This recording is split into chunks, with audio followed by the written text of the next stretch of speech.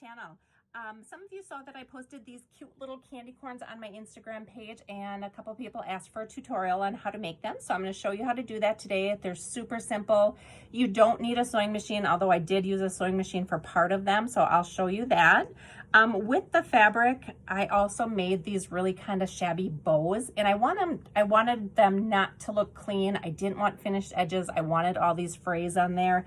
I think it just gives it a spooky feel, and I think it goes really well with the Frank Garcia 31 collection. So I'll show you how I made these as well. And then one other thing that I tried with the fabric was just this kind of gathered rosette, I guess you could call it. So I'll show you how I made all of these, and then if you're interested, stick around after the video and I will tell you how you can purchase some of this fabric. I have strips of it for sale in my Etsy shop, and I'm going to go through some of the other things that I'm putting up for Halloween in my Etsy shop. So if you're interested in that, that'll be at the end of this video. Okay, so first the candy corn. So you can see, like I said, I gave it a really shaggy, shabby look. I frayed the edges more if they weren't frayed enough for me. And these measure, this one measures just a little over 2 inches. You can make them as big or as small as you want, but I thought these would be cute. A good size to put in any kind of paper crafting as a layer. And the bows, of course, you know, you can add that to anything. So what I did is I chose 3 fabrics, and I got the inspiration for a candy corn that is in the Frank Garcia collection. It's got orange on the bottom, then pink, and then white on the top. So all I did is take 3 pieces of fabric, and I've got these, they're about 1 inch fabric strips that I tore. So if you don't no, fabric tears on, like a cotton fabric tears really nice. And all you have to do something like that, if you're not familiar with it, you know, you just make a little snip like that, and then you tear it, and it tears in a straight line.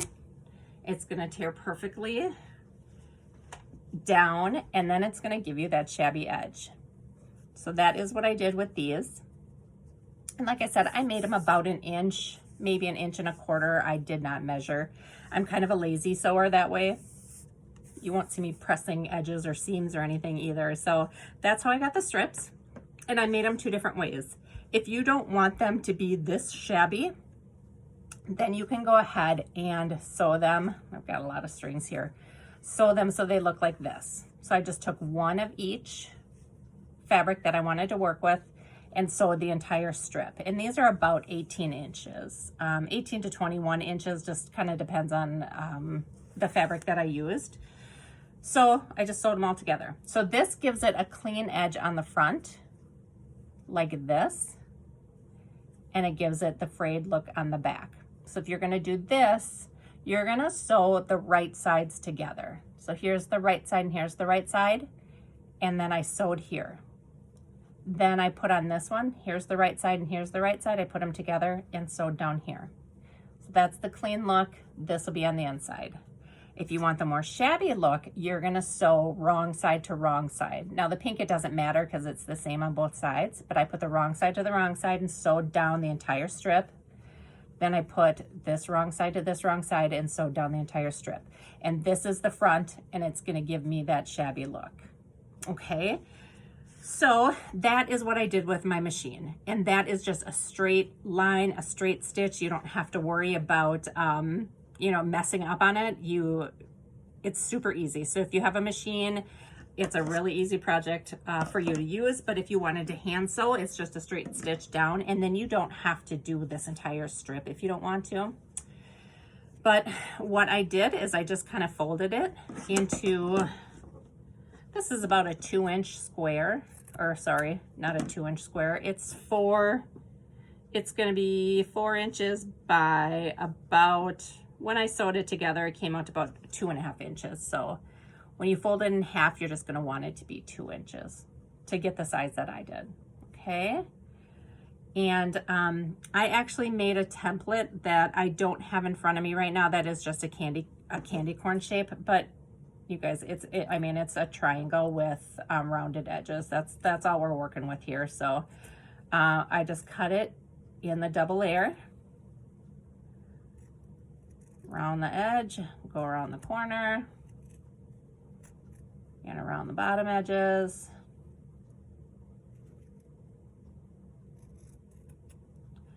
I'm gonna round this bottom on this side. And then you just want to make it even, like this bottom is not even at all. There we go. That's perfect. And we'll make these look frayed again when we're done. So this is what I got. These two pieces, the back side and the front side. I also just took a little tiny fluff of fiber fill. I have a huge bag of it. If you can use a cotton ball if you want to, that would be fine. You can use this extra fabric if you want to, so you don't waste it. You can stuff it with whatever you want. But this is where I did the hand sewing. I did hand sew around the edges, and again, it's just a basic straight stitch, but you can do, you know, any kind of stitch that you want. Just gonna thread my needle. I usually do a double layer.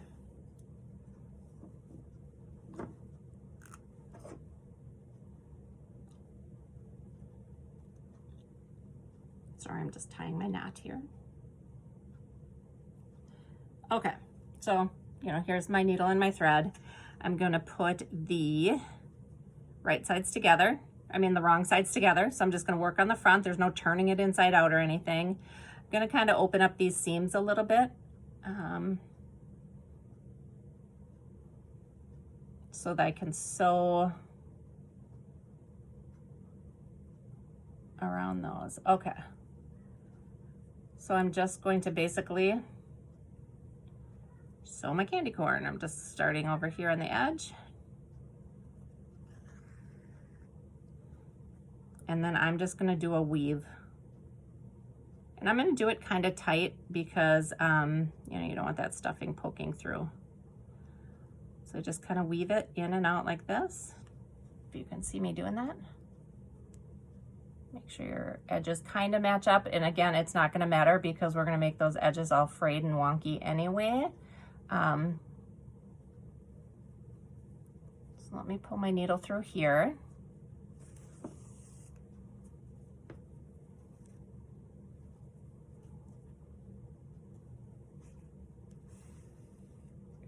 Okay, and then I'm gonna open up these seams, and I'm kind of doing that with my needle, just bringing it right in the middle like that.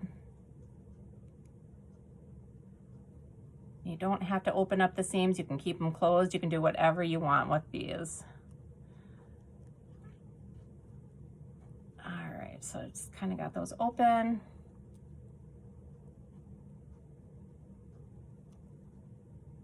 And then again, just in and out.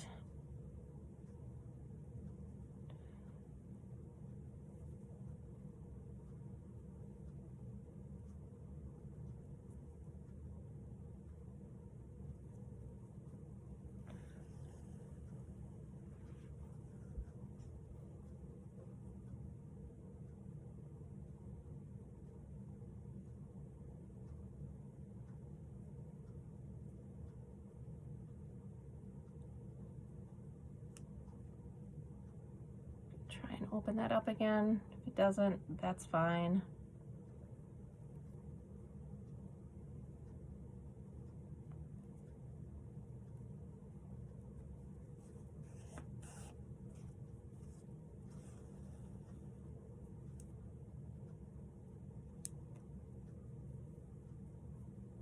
Okay, I'm almost to the bottom.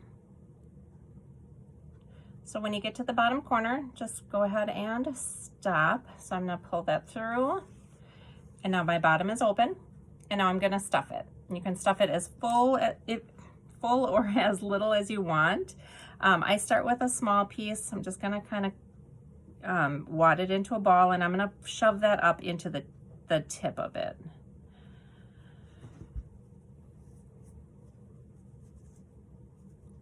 I want to get that situated before I stuff the bottom.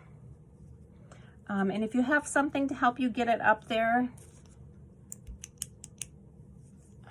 it's going to be a lot easier. So I'm just using a pen that I have on hand. So I've got the top stuffed, and then I'm just going to take another little piece, ball it up.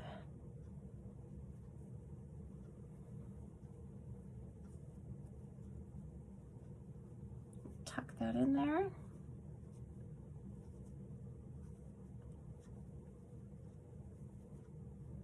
And I think that's enough for me. I don't want them overly full.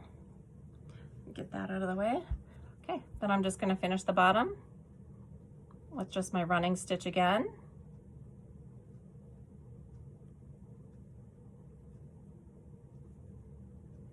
And I'm gonna end up where I started. Pull that through. Guys, that is all it takes. It is so super easy. Now I'm gonna finish this off here.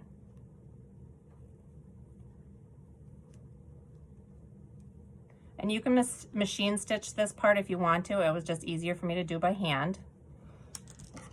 I'm gonna go ahead and do that. Okay, so now I've got some edges that I cut, and I'm just gonna go around it, and I'm just pulling threads.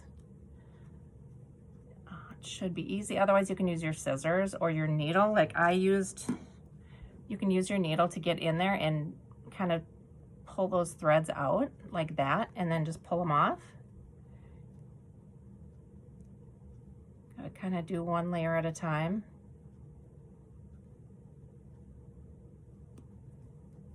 And then you can just work with it. So here's the pink. The pink has a pretty straight edge, so I'm gonna pull some of those out. The white up here.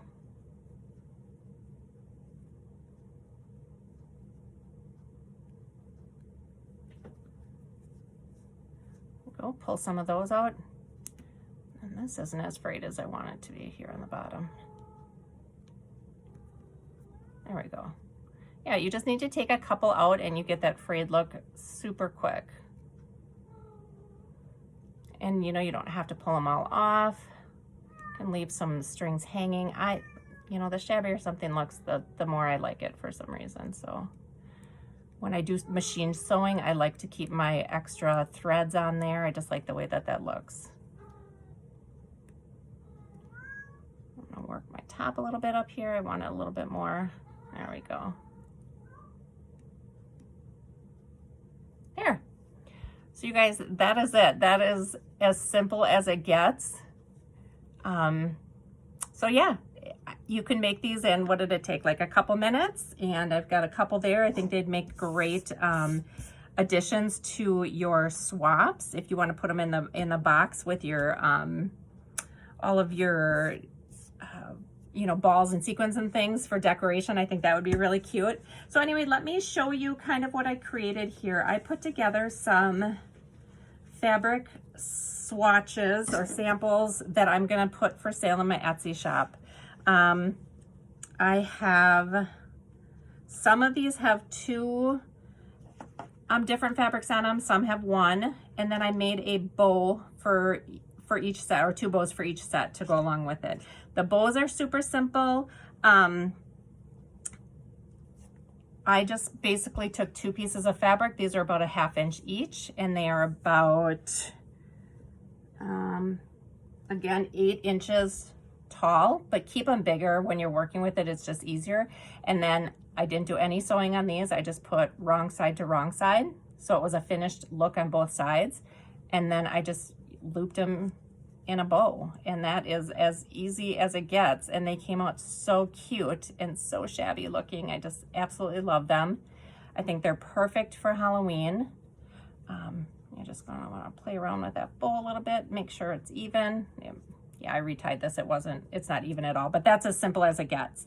For the rosette, I basically took a strip of fabric like this, and I cut a wave in it, up and down and up and down, and then I just did a running stitch again along the bottom, and then just pulled it tight, and you know, that's what it came up with. So you put a little sequin or a little gemmy in the middle of that, and you've got an adorable little flower. And again, I roughed the edges up. So you know, this fabric is really versatile. You can do a lot of different things with it, and instead of going and buying huge sections of it, I thought I could offer you guys some samples of it so you can play around with it. So these are, I said, are 18 inches long each. So there's two different patterns on here. There's this orange kind of lacy look with a spider on it. And then this is some like silky, not silky, chiffon type ribbon that already has the frayed edges. So I have both of those on there. They're secured by these bulb pins. You get the 2 bows that go along with it. So I have that set. I have this set with like the splatter. Looks like that with the 2 bows, and that's got the chiffon bow with it as well. This one is the splatter and the pink chiffon, and it's got the 2 bows here that come with it. This one is the exact one you would need for the candy corn. It is the orange, the pink, and the white, and it's got the 2 bows that come with it. This is a pink, a polka dot, and then the splatter with the 2 bows. And you can make candy corns out of any of the 3 colors. I think it'd be neat to do all different colors. So this has these 2 bows that go with it. This one has these 2 bows. This one has these 2. This is another candy corn combination that you could do with a gray on the top. I think that's really cute. And here's another one of the candy corn. So I'm gonna make some more of the candy corn ones up because I just have the 2 if you wanted the exact ones that I did. Otherwise, if you just want a sample card with the different colors on it, these would be options for you. A couple other things that I'm posting in my Etsy shop, I put together some trim cards as well.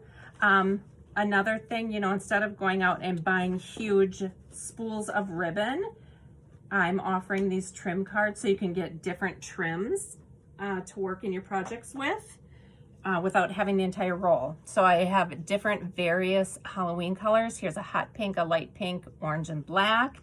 And these are, I'll have to remeasure. I think I did either 18 or 24 inches of these as well, but I'll put it in the description. So here's got some, here it has some yarn with different textures, and then some girl grain ribbons.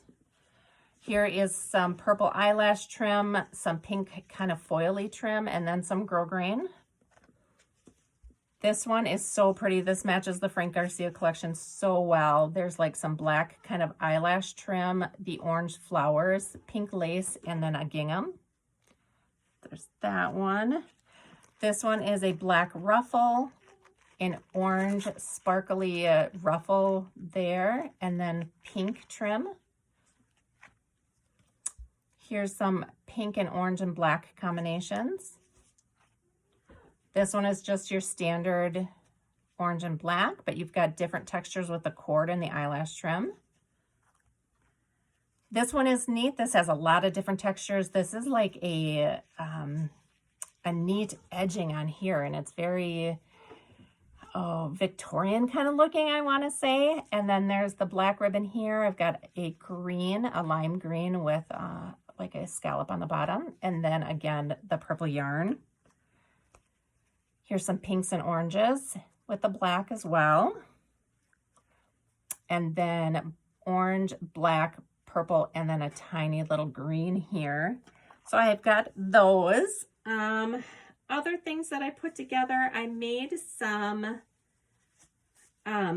crepe paper trims, and they look like this. And they either come with 4 different colors or 5 different colors. And you can make these as, you know, crinkly as you want them or as straight as you want them. But how cute would this be for a border on like a memory dex or a pocket letter to run down the side? So I have these in several different colors, and these are 3 feet or 1 yard each. So this is what they look like when you play around with them. Like I've just been kind of crinkling these up and playing around with them, and I absolutely love how that looks. I want to actually twist it like this and use it for trim along my desk for Halloween. So I've got a couple different combinations here. I have a really standard purple, orange, green, and black version here. And this is how it's going to come on a roll like this. And then I've got, you know, this is my Frank Garcia one. This is black, white, orange, pink, and gray. So you've got the 5 different layers in there. So you get a yard of that. I have just some typical Halloween, classic Halloween. This one is white. Actually, this one is white, pink, orange, and black. I've got some pink, gray, black, and white. That's what this one looks like. All the different colors there. I've got some fun hot pink, purple, black, and white. Let's see, what else do I have? This one is very, this reminds me of a Michael's collection from last year at a Halloween paper pad at Michael's last year. But this is purple, black, gray, and white. Get all those. Let's see. I think this is my typical Halloween one. That's black, gray, white, and orange. Got that. And let's see. What is this one? This one is hot pink, orange, white, and black. So a couple different combinations in here. Like I said, you get 3 feet of those, or 1 yard. And then the last thing I want to show you guys is I've been working on some bead mixes. So I have, let me get a bowl here. I put together a set of beads. So this would be, you know, more of a pastel-a-ween one. And again, you know, this is an opportunity for you to buy just a variety of beads without having to buy an entire string of them. So, you know, you're going to get all different textures and patterns here. I've got the black and white gingham in here, the purple stripe, got some black with glitter on them. I've got some berry beads. There's some skull beads in here. There is this spider bead there that's like a glass bead with a spider on it. I got these orange and white striped ones here. Got the skull. Again, some berry beads, some black and white stripes. This one has some of these bubble beads in it that have the sequins inside. So you get 75 beads in a variety pack here. And that's what that one looks like. So this is more of a pastel-a-ween collection. Then I've got a really pretty standard kind of Halloween. Let me put this one back so I can use my bowl. My other bowls are full.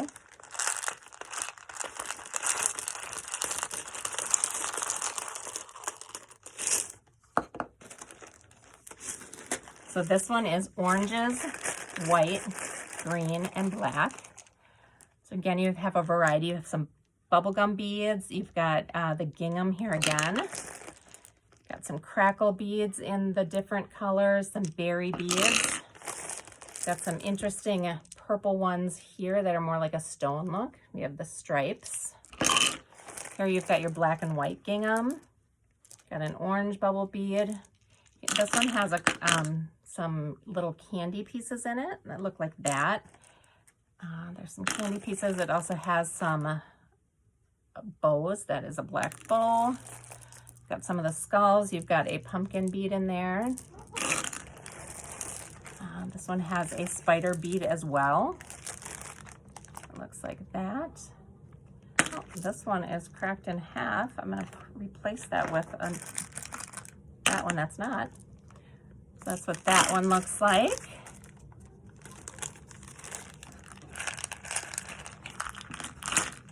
Put this back.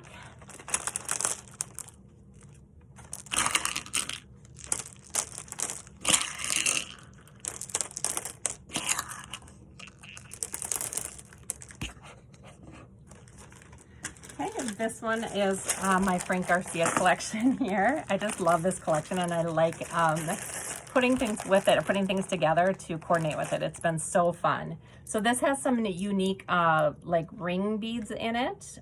These would just have to be used on a jump ring. There's not a hole in them. There's some berry beads in there. We've got some pink bubblegum beads and some white ones. I've got some gold bubblegum beads in here too. This has stripe and the black and white gingham, or the buffalo check in there. This one also has a few cabochons, these black with the white polka dot cabochons. Oops. And then it's got some of the little orange candies as well. This has some clear crystal beads in there, a couple of the skull beads. More of those. There's the second cabochon. So that looks like that. I love this collection so much. So, you know, you could use these to make dangle charms. You could make quite a few of them. You could use the bubblegum beads or the larger beads for pokey tools. A lot of different options. You know, you can make several projects with these. There's enough in there to go around. Okay, so those are the 3 that I have. Then I have some non-Halloween ones. These just have 60 beads in them, but this is like a berry collection, and this is more like a mermaid. So those are going to go up in my shop as well. But that's it. By the time you guys are watching this, the listings should be in the Etsy shop. If you have any custom orders or have any questions, if you want to request something, let me know. Otherwise, I'll see you in my next video. Thank you guys for watching. Bye.